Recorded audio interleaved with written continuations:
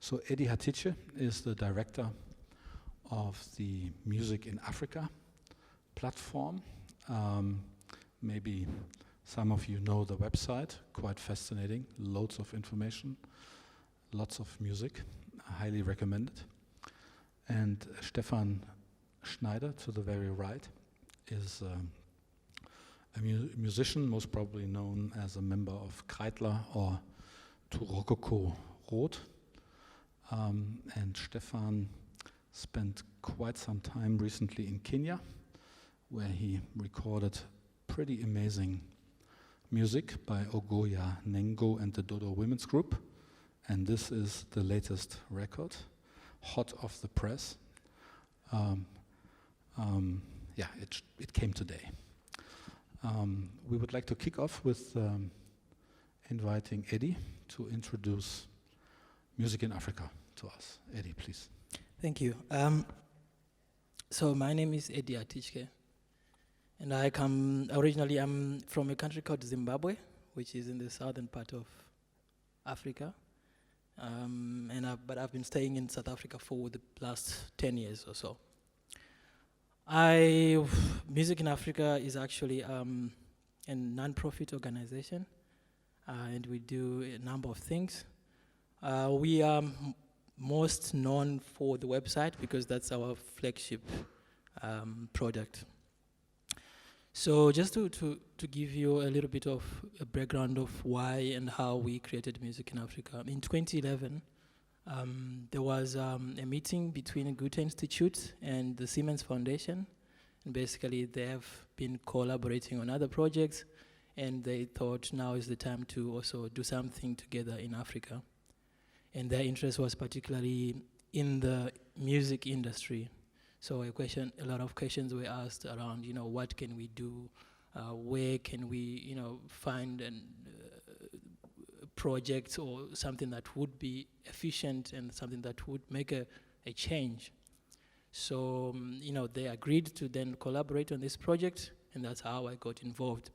Before that, I was working for a website that was focusing on the South African music industry, basically finding information about what is happening in that industry and putting it online. So the Goethe Institute and Siemens decided to invite a group of music professionals and stakeholders from across the continent to Johannesburg to start to talk about what can we do for the African music sector. That's how the Music in Africa project was born. So, fast track to 2016, Music in Africa is basically a non-profit organization that is trying to support the African music sector, to capacitate musicians, to build structures, to build networks, to create linkages not only in Africa, but also linkages between Africa and Europe and America and other parts of the world. So we do this in two ways. First one is the online, which is the website musicinafrica.net, which I'll show you a little bit. And the second one is offline through a number of activities, workshops, talent discovery, trying to create performing opportunities for musicians, and other activities that generally put the spotlight on African music. Can I ask the lights to be dimmed a little bit? I'd like to show you a video from Senegal before I go into the presentation.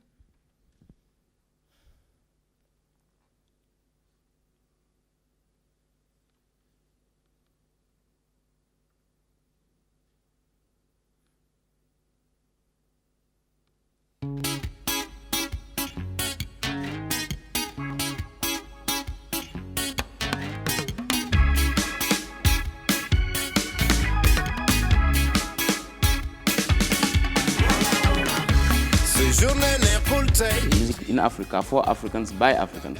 C'est d'abord ça le combat. Le champ culturel doit être organisé en Afrique. Et nous, par exemple, les artistes, seuls on ne pourrait pas le faire. C'est-à-dire que tu peux trouver par exemple un groupe en Guinée qui cartonne, son morceau passe en boîte tous les jours, il passe, je sais pas, 50 fois par jour à la radio, mais il suffit que tu traverses la frontière, tu es au Sénégal, tu n'entends plus jamais parler de ce groupe, alors que c'est juste une frontière qui ne sait pas. Quels sont les festivals, quelles sont les salles de concert sur l'Afrique qui existent, comment rentrer en contact avec eux, tout ça n'existe pas. Le problème que nous avons, c'est un problème d'argent, c'est un problème de visibilité des gens qui nous représentent vraiment dignement, qui peuvent vraiment vendre ce que nous faisons. Quels sont les nouveaux enjeux? Le passage au numérique un peu partout dans le monde, qu'est-ce que ça nous ouvre comme perspective? Ça va être aujourd'hui Internet et tous ses dérivés, vendre sa musique sur ces plateformes, comprendre comment elles marchent ces plateformes, comment marketer sur ces plateformes. Le Bénin, le Togo, le Gabon, tu vois, le Sénégal, la Guinée, le Mali, tout ça. Tu as plein de groupes qui cartonnent et qui produisent beaucoup de musique, mais l'information ne circule pas. Ta mallette, tu gardes ça pour toi. Tu ne m'appelles pas là, je te comprends pas. Time for Africa dans la musique aussi. Montrer qu'en Afrique, il y a un marché de la musique pour les artistes. Le fait de créer une autre base qui est africaine, qui est locale, ça pourra nous permettre de distribuer mieux nos produits, mais aussi d'essayer d'aller au-delà du Sénégal. See, that's what music is about. Music is like being stuck on an island and putting a message in a bottle and hoping somebody will come and answer you, you know? Les nouvelles technologies aujourd'hui, elles aident. Internet est accessible pour tout le monde. Music in Africa est la plateforme idéale pour justement présenter toute la palette des artistes qu'il y a aujourd'hui en Afrique, quoi. Je suis allée sur Music in Africa et je me suis inscrite et ça m'a pris 5 minutes. When I saw the website, I'm like, wow, this is beautiful. Journée est pourrie, mon gars. Ta mallette, tu gardes ça pour toi. Tu ne m'appelles pas là. Le site Music in Africa est vraiment un portail de référence aussi pour les professionnels et pour les artistes. Every information is there. Your biography, what you've done, discography, your music is there. You can click on the button and listen to the music. Savoir les nouvelles tendances et ce qui marche sur le continent. Music in Africa permettrait par exemple la rencontre digitale, la rencontre physique, la connexion, une connexion réelle, quoi. Utiliser Internet pour pouvoir réunir la jeunesse africaine, pour pouvoir réunir la population africaine, pour que tout le monde puisse être au même type d'information. Des artistes comme moi, c'est grâce à l'Internet que nous pouvons vraiment faire, connaître ce que nous faisons, quoi. Quand il y a des idées comme ça, Music in Africa, qui viennent au service des talents d'Afrique, moi je peux être que fier. Musique in Afrique, les Aroya, et au Kende bien, c'est vraiment pour un biseau musicien, surtout dans le Congo, tout ça est belé. Donc big up, love. C'est de nouveaux enjeux très importants, mais il faut comprendre ces enjeux et prendre une longueur d'avance. I'm able to go there, put all my information there, and people around the world will flock it. And I mean, I need to let people know that for you to get information and get my music, go to that website.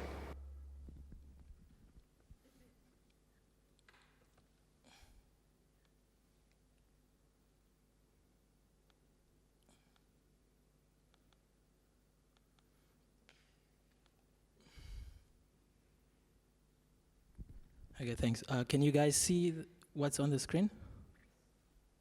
Okay, great. So I was in Frankfurt last week and someone asked me, and they said, what is the difference between, music in Europe, basically, and music in Africa? Basically, the state of the industry in Africa or the sectors in Africa. And I didn't know where to begin, but just to give you an idea, some of the things on the screen there, Africa is to a very largely untapped market when we talk about music. The industry is not as I don't know if I can even say there is an industry, because an industry entails that there are structures that are working together, there are legal processes, there are all the essential things are there. But unfortunately, Africa is very diverse, and only a few countries enjoy what we sometimes see in this part of the universe, which makes it increasingly and very difficult for artists to make a living out of music. makes it difficult for artists to be known, for artists to also know what is happening from one part of the continent to the other.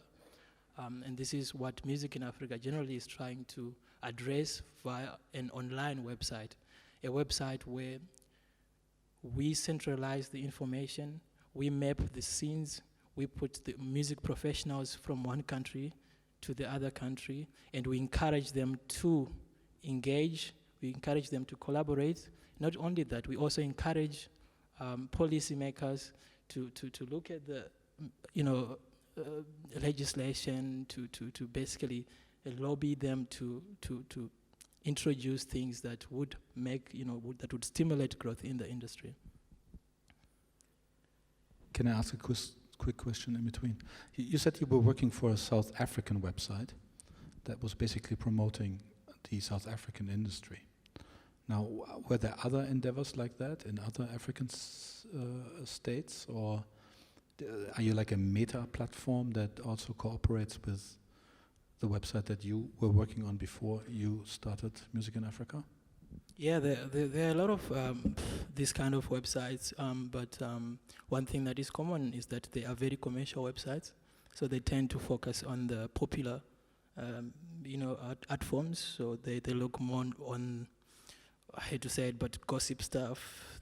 They look at the things that would bring money to them, and Music in Africa is, I would say, the other side of it. Music in Africa is authoritative. Music in Africa is the mature stuff, so we don't report on, which artist was found with a girlfriend of someone else or that kind of stuff. It's about, what are the opportunities for musicians, the stuff that is sometimes taken as being serious, but for people who really want knowledge, people who want to, to make an informed decision, they find it extremely useful.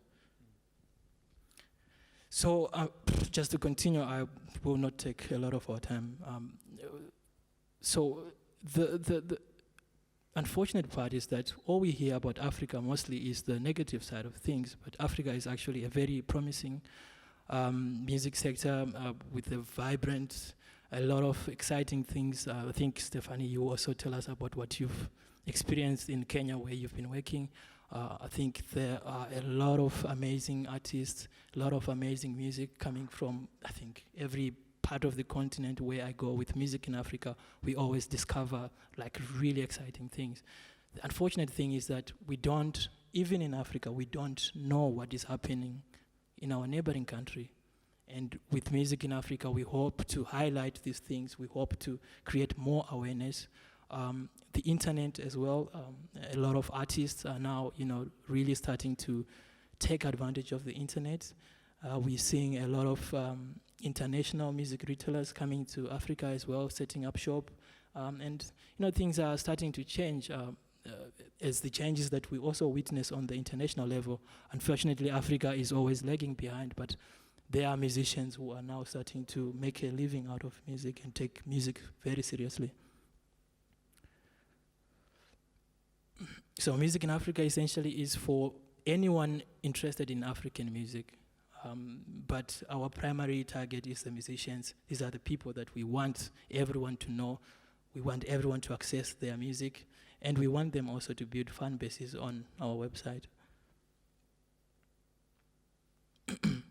So to give you an idea, on an annual basis, we do close to 200 researches. So we commission, we find experienced people, experts in research, and then we ask them to, when we go into a country, to research and then to develop text that are more ideal for the internet, and then we put the information online. We hope also one day we can be able to use other mediums, so for example, to produce books, multimedia, basically to make everyone who wants to understand, what is the situation in Mali, for example, to have an idea. At the same time, creating opportunities for cultural operators in other countries to link with, the cultural operators in the various African countries that we work in. So,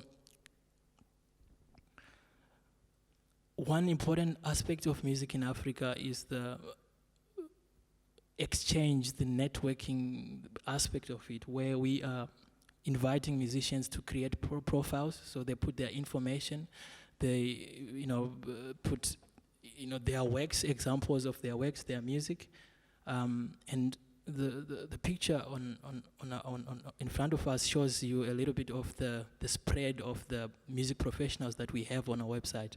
So largely we have musicians, and then we have got these little bits of service providers, events, venues, associations, funders, and we hope that Music in Africa can also join these people together. We also have quite an increasing number of international companies who with interest in Africa, who are approaching us, who are using the website to connect with African musicians or managers or other events, etc., etc. This just gives you an idea of the website. I wish it was possible to show some of the things that I'm talking about, but we don't have time. So musicinafrica.net is the URL. We are covering Africa in phases, and our hope is that by 2022, we would have covered the whole of sub-Saharan Africa, which is very ambitious. I mean, I can say we are covering Africa, but Africa is so diverse that even in what we are doing, we know that it's not, we can do more. But we've got a strategy to, every year we introduce about 10 countries that we focus on, and the next year we add more countries. So far we have covered over 18 countries, mainly in French-speaking Africa and English-speaking Africa. This is our coverage plan. So in this year, we are focusing on, more on these new countries: Sierra Leone, Burkina Faso, Central African Republic, Botswana, etc., etc. The website itself is very, standard, easily accessible on any smartphone, tablet, or desktop. And we hope to, in the next few years, to also introduce Portuguese. We want to introduce also Arabic to cover other, North African countries. The other part of Music in Africa is offline activities, which is sometimes concerts, sometimes training workshops for musicians, or mentorship, and generally things that we feel that are practical solutions for musicians. Yes, we have a website that is growing, a website that attracts around 150,000 users per month, but all the musicians who we talk to, they say, yes, that's great, but we also want practical solutions. We want an instrument, for example. We want to learn more about music, and we are talking to people who are coming from very poor backgrounds. So Music in Africa is actively involved in offline activities, and this is the next phase that we were going to be working very strongly on in the coming years. We also have quite a number of important players in the African music sector who we are working with, from festivals to music schools to royalty collecting societies. And I think also if there are people in this audience who would like to ask any other questions, I will be around, and they can also use the website to see some of the opportunities that are there. Thank you.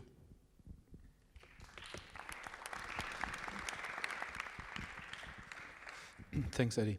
Just to go back to one of the details that you gave us, do I remember correctly? So you're basically commissioning 198 research projects. So you're producing content for the website by sending people into the field or writing about specific things in the field. So that's content that's basically commissioned by you guys. Okay, alrighty. So when you look at Africa and the kind of perception of African music we have, or I have witnessed in the last couple of years, one could actually have the impression that the continent is very close to producing what I now call, for no better example, that the continent is very close to producing the next Buena Vista Social Club phenomenon. There's so many people here, be that Awful Tapes from Africa, or Analog Africa, or Honest Johns and so on, who record historical music, folk music, bring it to Europe, bring it into the world, have crews that play historical music they found in record bins somewhere on the West Coast or wherever. Now, having that in mind, I want to bring Stefan in. Are you the next Raikuda of the Ogoya Nengo?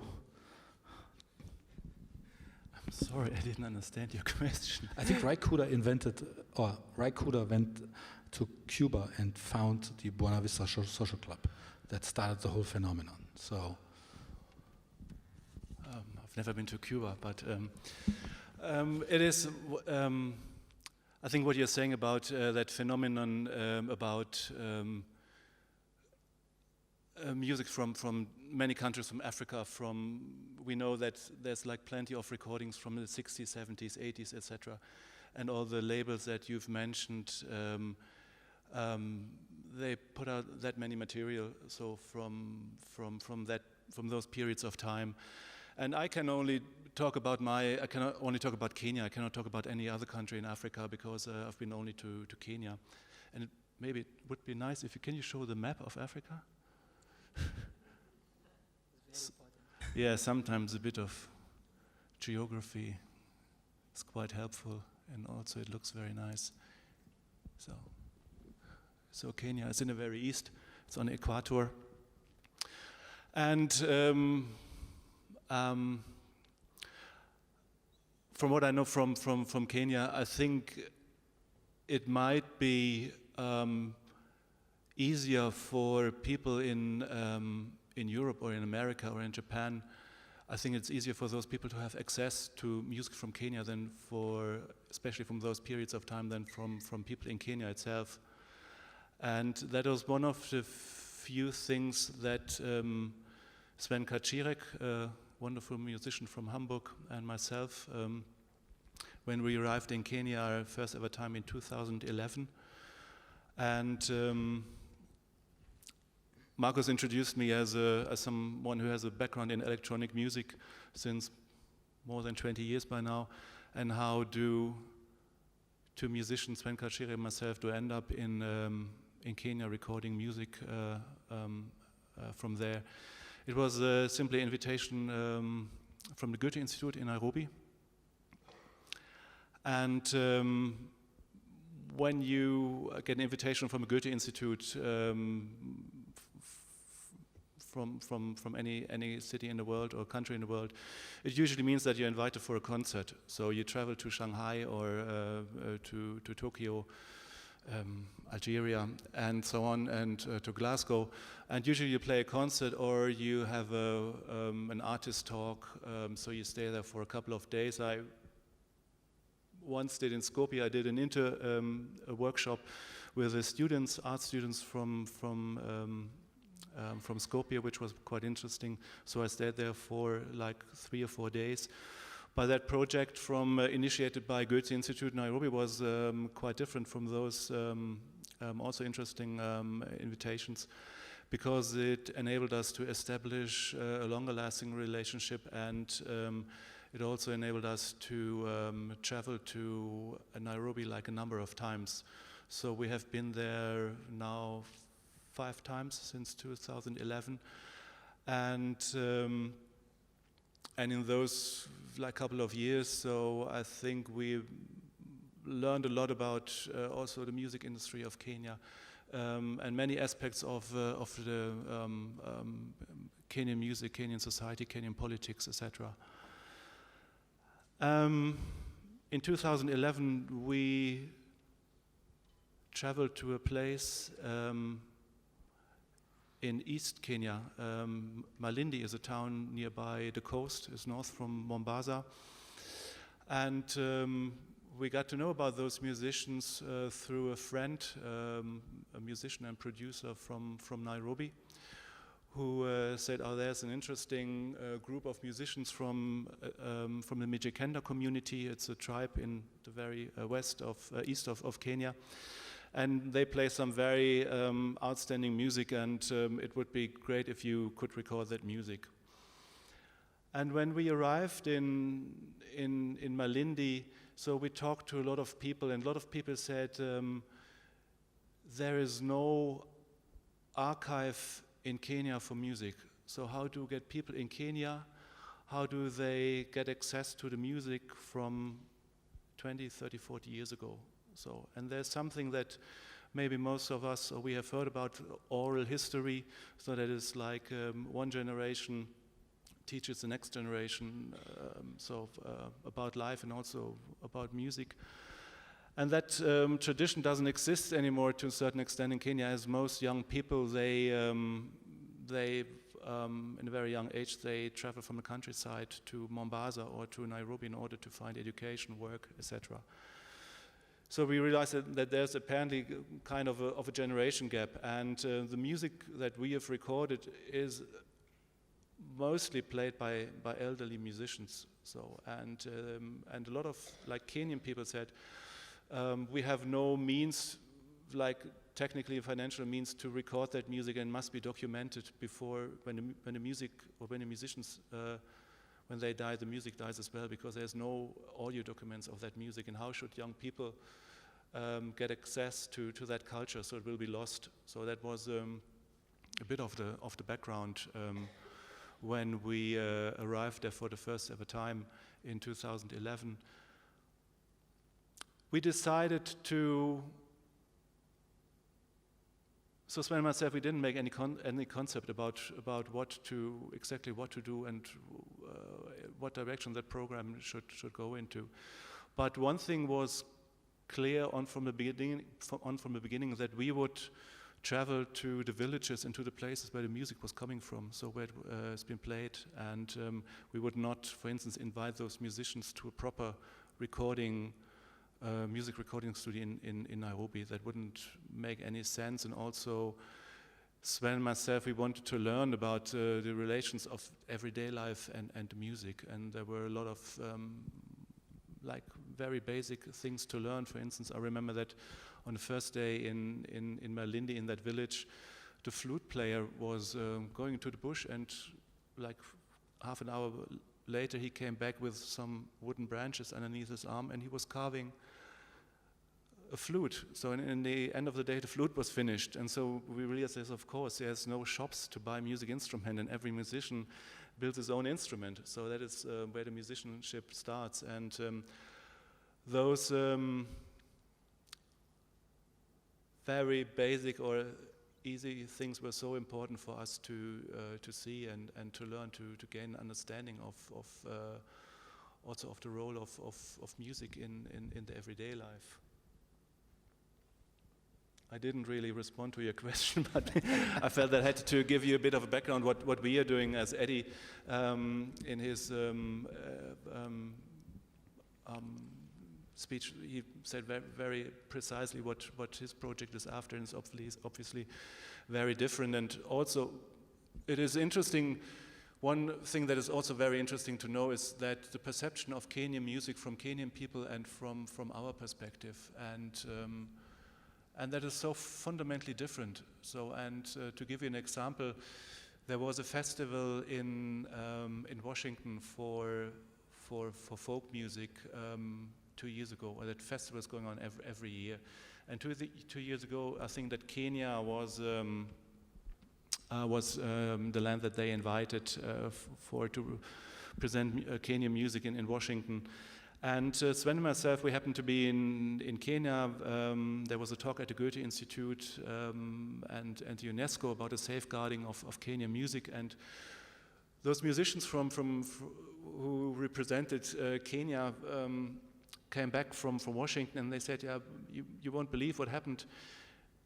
All the concerts where our hip-hop musicians played in Washington, they were empty and nobody was interested. But all the concerts where like the traditional music had been played, it was packed and people were yelling. So and And that is something that people from Nairobi and producers could not really understand. And I totally agree to what Markus said, that what you called Bona Vista music phenomenon. And there is in Europe, so there is a bit of a, how to say, like a romanticism about the purity of hand-played music, and maybe people don't find that music, that type of music, not as often in European or American music anymore, and so they maybe have a look like into African folk music, and especially to that music from the 60s and 70s, which is apparently very successful. And but I think it would be a bit too easy to call it Bona Vista social music club phenomenon. But I know what you mean, and that's also what Sven and myself said. Okay, that is. We also, that's maybe important for you to know that we don't travel to Kenya as ethnomusicologists. So we are not music scientists. We travel there because we are very excited about the music. So we are musicians ourselves, and also we are not going to Kenya to tell young people that they should listen to the music of their grandfathers. So if young people in Kenya want to listen to American hip hop, that's fine. So we also, when we were 16, 17, we didn't listen to the music of our parents. So we listened to contemporary music. And just to give you a few backgrounds about maybe our position that in our doing there. So one part of your practice means you traveling, finding these musicians, recording them on site, which somehow turns you into an archivist of what's going. You said safeguarding, for example, as an act towards that kind of music that will otherwise be lost. And then, if I understand correctly, there's also a part where you record things and then incorporate those recordings into your own practice. At least with Sven, I believe there's. Sven did that. So, but those recordings we did in those villages. It's only the music of those people. So and. No, it's we don't incorporate any of our music in that. It was a record that Sven did in, I think, in 2010. Yeah, before, yeah. And that was in beforehand to his. He did a round trip through Kenya and visited a lot of villages, and I think that was like a different concept. So, and he told the musicians in beforehand that he would use those audio recordings he did at the villages. For as components for a collaborational work, so he did with those musicians. So, but he took those recordings to his studio in Hamburg, but that was a very different concept. Eddie, my idea of the perception of these historical positions here in Europe and in the States, is that something that somehow also, like Ronald Reagan used to say, filters down to you guys on the ground? Does that register these perceptions? Yeah, certainly. But there are also some perceptions which are completely wrong. I think, just to give you an example, we brought 10 musicians from Cameroon a few weeks ago to perform in Frankfurt. And we had a very, very good, I think, very good reception, and we played in very little, from small venues to important cultural people to, a very open audience as well. And one of the performances, the guys just, there was a piano there, and we were not supposed to perform there, but they just saw a piano and they saw, people that they thought would be interested in African music, and they started to play. And they played about 5 minutes, really, really beautiful stuff, piano and some, percussion and stuff. After the performance, one guy came to me and said that was really good, but I thought in Africa people play around a fire and they make sounds like hoo, hoo, hoo, hoo. And I said, but unfortunately, I mean, it's funny, and sometimes it's also, you know, it can anger you if you take it the wrong way. But I think it's just how it is. Even in Africa, we've got our own perceptions. But to get back to the question, the truth is that yes, there is interest in historical stuff, but the challenge we have is the legal side of things. You know, a lot of people, the like Strat Records, Analog Africa, and other, you know, European companies doing a lot of this archiving stuff and taking music, and there's a lot of interest even within Africa. In South Africa in particular, you know, we also seeing a lot of also interest from stuff from West Africa, etc., etc. So it's interesting, but it's not that big. It's something that I think has always been there, but now it's getting a little bit more, especially with also the digital releases that are coming. One interesting thing perhaps is also the vinyl market, and it's what's a little bit sad is that we only had one vinyl press in Africa. That was in Zimbabwe, and I think last year it was sold. So there's no vinyl presser in Africa, the whole of Africa. So you can imagine, even there's an increasing interest in the vinyl, but we are now having to buy it from Europe, and all the new releases that are being done in the historical sense are being done here, and then we try to get them in Africa. But yes, it's true.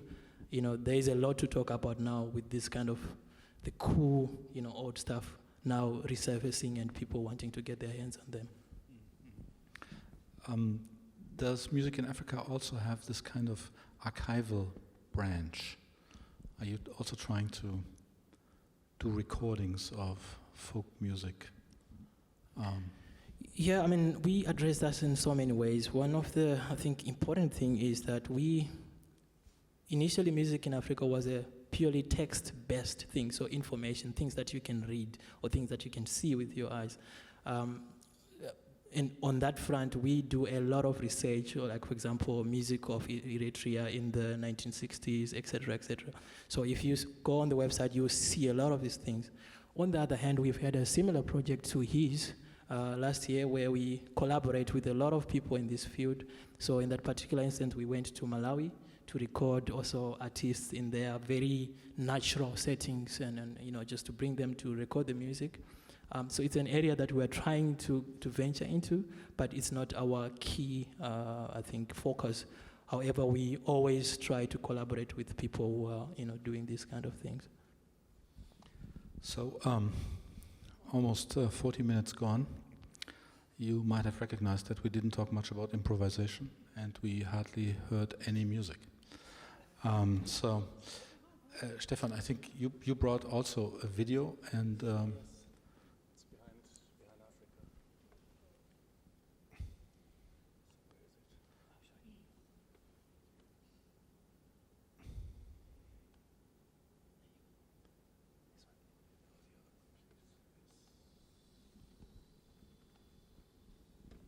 So that is a group, Ogoya Nengo, that was recorded in Siaya County, that is in the very west of Kenya. So it's near Lake Victoria.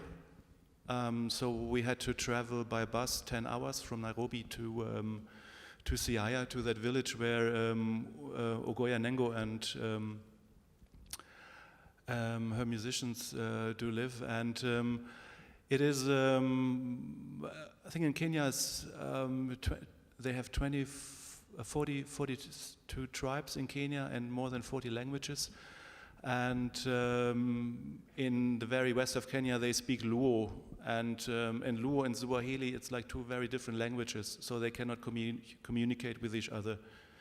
And therefore, a friend of us from Nairobi, George Odhiambo, he always accompanies us in order also to translate, so, and to help with the recordings and yeah, with everything.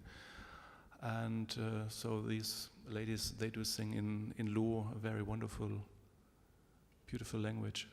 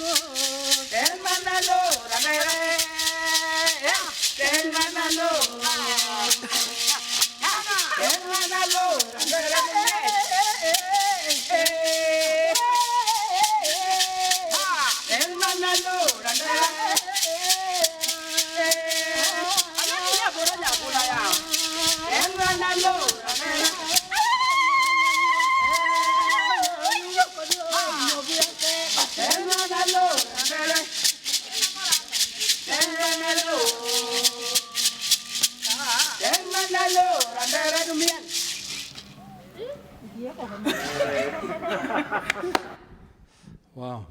Could you contextualize this a little bit? Do you know what? Yes, that is To Mano Negra. It's a song about most of that style of music is called dodo music, and that is a style of music that's only sung by women. And there's a similar vocal style called maranga. That is the style that the men do sing. So and they also have their, for dance parties, they have their different alcoholic drinks. So the men drink busa, that is a very hard type of schnapps. And the ladies drink something that is called pelele, that's an even more hardcore drink. It's made of sugarcane. So, and when we got curious, of course, to have a bit of that, to experience it, and we told in Nairobi, we told people, we drank some pelele. Are you crazy? You're not allowed to do that. So either you go blind or people die. So, but so everybody survived that. And so, not to get me wrong, that type of music from the Luo. So we talked a bit about that missing archive, and that is still contemporary music. So that's music that's been performed during weddings, during funerals, for parties, etc. So there's not a music that's not alive anymore. So and most of those songs are praisal songs for members of the family, no matter live or dead, and or like people from the community. And that song was a praisal song for the electrician who came to repair the electric bulb, because there's always a problem with electricity. Most in those villages, there is no electricity. Maybe just a few people, they have like a simple bulb in their house. And so that was a praisal song for the electrician that he repaired and how's the relationship between the pre-configured conception of the song and improvisation within that format? That is very difficult to say, because I think that it is there's something that is in between. If you compare it to Western music structures, there's something that is between improvisation and songwriting as we know it. And when usually we were recording outside, so which means that it's a very unprotected situation, and mostly when we set up the microphones and as soon as they start playing the music, there's a lot of neighbors who gather, so it's like a very public recording situation. Sometimes we had one band and all of a sudden there were like 100 people like coming from the other villages because they heard the music of the drums, and so we were like right in the middle with our microphones to record the dancing musicians. And you have to be very quick when you're recording, because you have to consider that those musicians have no experience with the recording process of music, no experience in a music studio. And sometimes you ask for a quick, just for a few signals to check the level of the microphones, and then they keep playing and say, no, it's okay, it's okay. And then they keep playing, and say, no, it's just to check the microphones. And then they laugh, okay, we have to explain it was just for the sound check, and okay, now the level is perfect now, recording, and then they play a different song. So, and then you have, no, what about the song that you played for the sound check? Yeah, but we've already played that. Yeah, but we only checked the levels, so it was not really recorded. So, yeah, but it's the same song. Yeah, but it sounded very different, and yeah, but you can play it in different instrumentations. So, and sometimes also they alter the lyrics from one take to the other, so that and there's nobody. The singer, they have no book full of poetry. They read from those. They make up the lyrics like on the spot, or they keep them in their mind. So it's very different concepts on many levels. So. I mean, I don't want to force you, but would you mind playing a bit from the record? While okay, yeah, I can play another short track from the forthcoming album. And because you mentioned all these very interesting labels in the beginning, so we because the first two albums we did in Kenya, they're here. That's the album we recorded in Malindi. Mukunguni and Ogoya's album were released through Honest John's in London, and but we decided to set up our own label, and that record is the first record on Tal, is the name of the label, and so it will come out in 2 weeks. Ogoya will come on tour for the third time, tour to Europe. And that was, how to say, like the album we did record 3 years ago was a big help to make a tour in Europe possible. So it means that not only we are traveling to Kenya, also the musicians can travel back to Europe and play the music here. Which is also very, there's so much to say about it. It's also important, I think, that people musicians from Kenya can meet people in Europe, because in Kenya, people have, how to say, like very peculiar expectations about Europe. I think it might be the same. So what people in Europe have about certain places in Africa they've never been to in beforehand. And you also have to consider that even in Nairobi, when we're in Nairobi, Sven and myself, we hardly do see any white people in Nairobi. So we're and it's like where all the embassies are. The Goethe Institute is there, Institut Français, and so there's a lot of people from all over the world. But you wouldn't hardly see any white people. And when we go to the countryside, 10 hours by bus to Lake Victoria, so everybody in the neighborhood. The neighborhood means like 20 kilometers. Knows that there's like two white people there to record some music. And we had a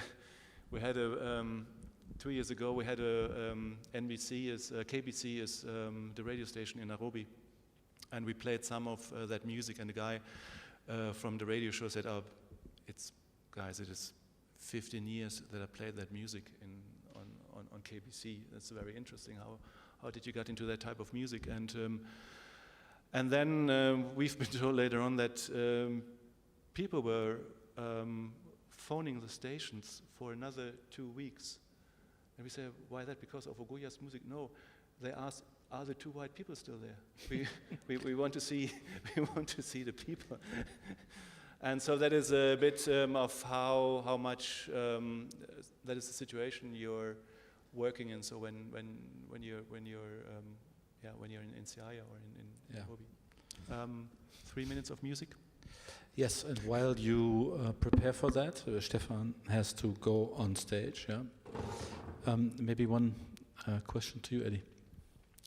Now, in terms of the users of the website, I understand that it's widely used, but the bands that come to use the site to promote themselves, is that free of charge? How does that work? How do they get on the site? Yeah, it's free of charge. We have to understand also in Africa, there's very little money, from music itself. For example, the band that we brought last time, very, very, very good band, but they said we only play twice a year, like concert that we could kind of consider as revenue concert. So generally, I think we believe that the average income for a musician is between $10 to $100 per month. So with an initiative like Music in Africa, we want to help musicians. So we would want to provide more opportunities to make money. So it's 100% free. Are you ready? Okay. Thanks, Eddie.